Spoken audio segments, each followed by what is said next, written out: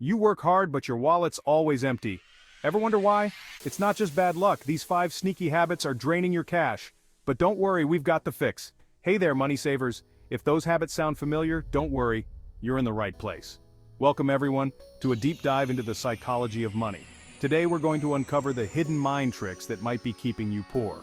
So, grab a notebook, hit that like button, and let's start building your path to financial freedom. First up is loss aversion.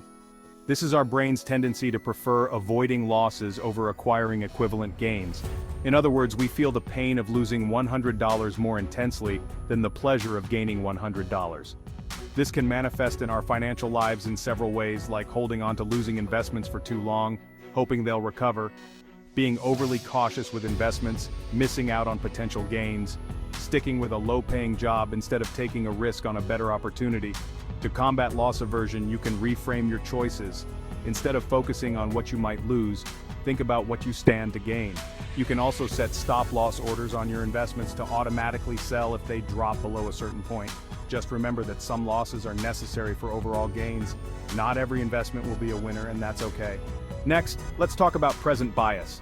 This is our tendency to overvalue immediate rewards at the expense of long-term goals. It's why we might choose to buy a new TV instead of putting that money into our retirement account. Present bias affects us in many ways, like procrastinating on saving for retirement, or overspending on immediate pleasures, or taking on high-interest debt for instant gratification. To overcome present bias, use visualization techniques to make your future self more real. Write a letter to your future self, or use an aging app to see what you'll look like in retirement. You can also set up automatic savings and investments to remove the temptation of spending.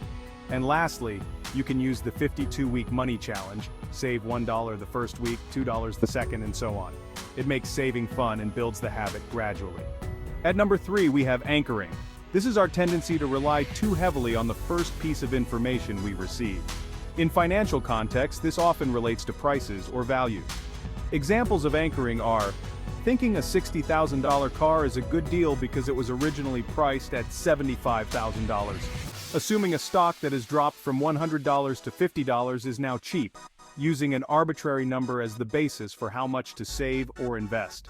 To avoid the anchoring trap, always research the true value of items before buying, regardless of the original price.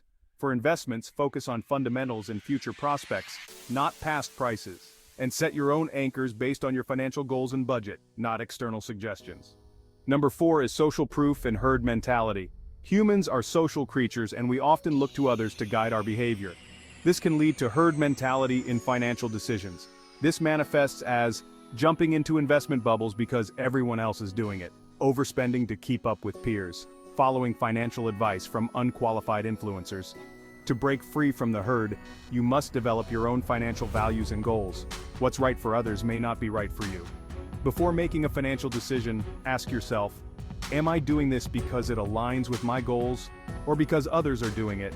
And always seek advice from qualified financial professionals, not just popular figures. And the last one is the overconfidence bias. Especially relevant for smart people, overconfidence bias is the tendency to overestimate our own abilities and knowledge. In finance, this can lead to some of the following: taking on too much risk in investments, neglecting to diversify because we're sure of our choices, ignoring advice from experts.